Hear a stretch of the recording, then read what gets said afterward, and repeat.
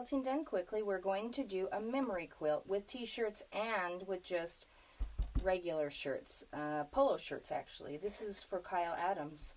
You always cut the edge off. So if this was a t-shirt or even this polo shirt, you'd cut the sides off and then you'd unfold it and then you'd just cut the top off so that you don't have the collar. I am going to save those 3 buttons though. I'm just going to use a 6-inch ruler. This has lines on it. This shirt is 97% polyester, 3% spandex. Buttons this way, lines on the shirt this way.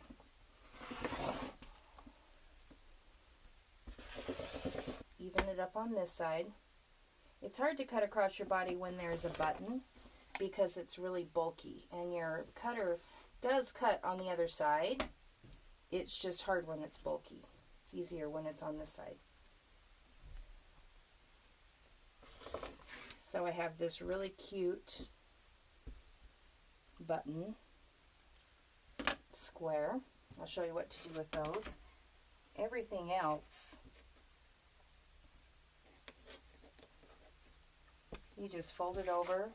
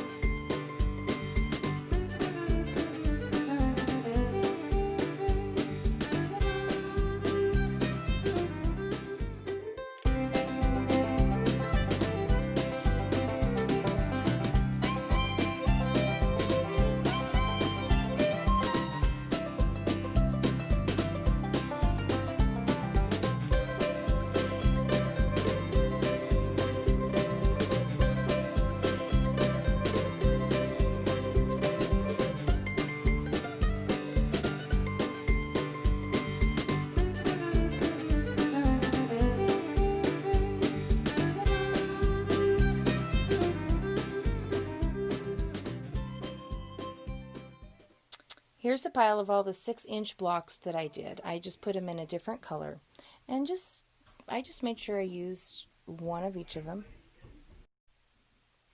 I laid them all out here. This is the very top one, but there's a whole stack of them right here. So make sure that in the middle, right in the middle, and right in this middle, that you do not put this block with the buttons on it, because I'm going to cut down the middle and on each. I'm going to do the middle horizontally and vertically. Make sure that these are just on one of the corner squares. I just went ahead and used one of each of these, put them together. Now I'm going to take these 2 stacks to the sewing machine and sew these 2 together. Then I'll come back and sew these 2 together, all in a stack, and then put them back. And I'll sew all these 2 together. When you go to your sewing machine and you sew all these in a chain, it gets a little tricky because this is really stretchy material. You can see that this one didn't quite match up, and that's okay because I can either whack that off now or I can just adjust it as I sew it. It always happens with stretchy material. If you want to put backing on it, you can go ahead and do that. I do not put backing on it. I don't have very good luck with backing. I have better luck when I don't put the stabilizer on the back. Even if when you chain sew you get it backwards like this, it happens. You know when you go to sew these 2 together that they need to be opposite. This is the fastest way to sew all those together. I'm going to go to my machine and I'm going to sew all 3 of those together. The block, I measured it and it is 5 1/2. So I'm going to cut it in half both ways at 2 3/4. I'm going to try to line it up all the way down, 2 3/4 this way.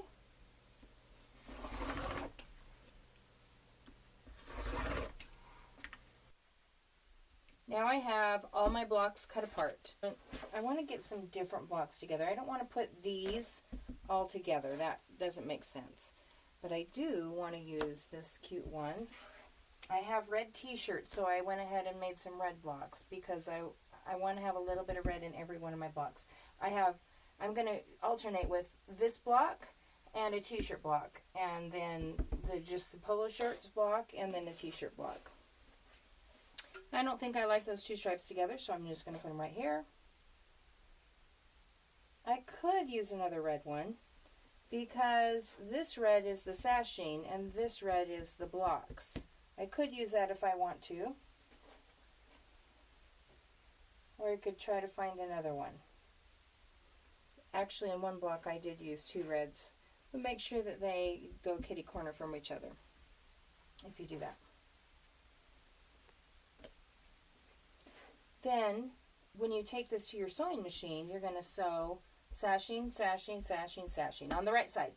And I measured these blocks. They're about 8 1/4. So I went ahead and cut some strips of sashing, 8 1/4. So I know that on my right side of my blocks, I'm going to at least have that even.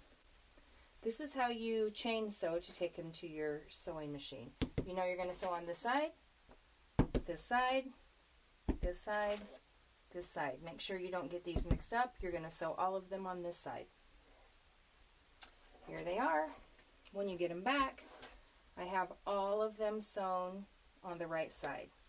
After I sew all these on, then I want to take one big chain and sew one big 1.5 inch chain, and I will lay all these blocks right on it when I sew it.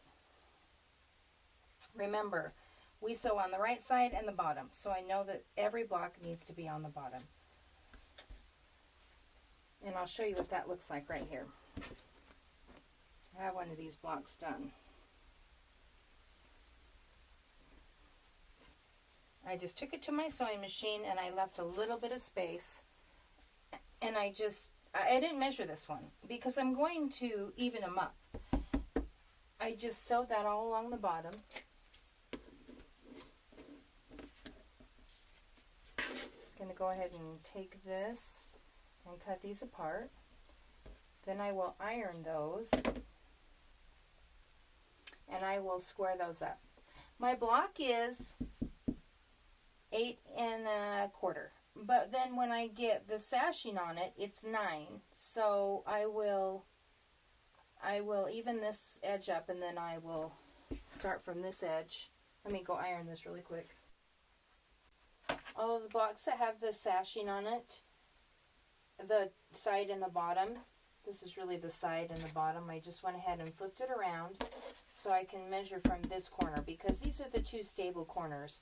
I evened this up. Now I'm going to even the rest of it up with 9.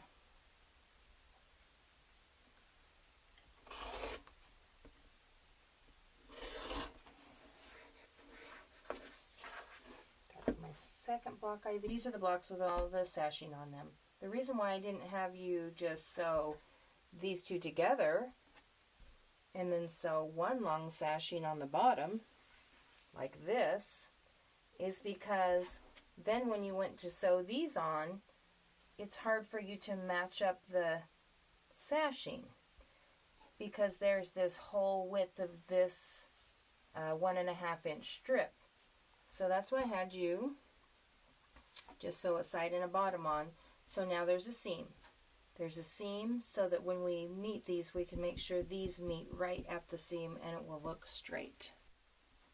I just got done sewing the top together and the bottom together. A secret for this, when you put these two together, you wouldn't want to sew with the stretchy on the top. You'll always want to flip it over and sew with the sashing on the top. And then you want to make sure that your seam is matched. This sashing seam is matched with this other sashing seam. And so as I did that, I still had some uneven stuff. Remember, you just even it up with your sashing.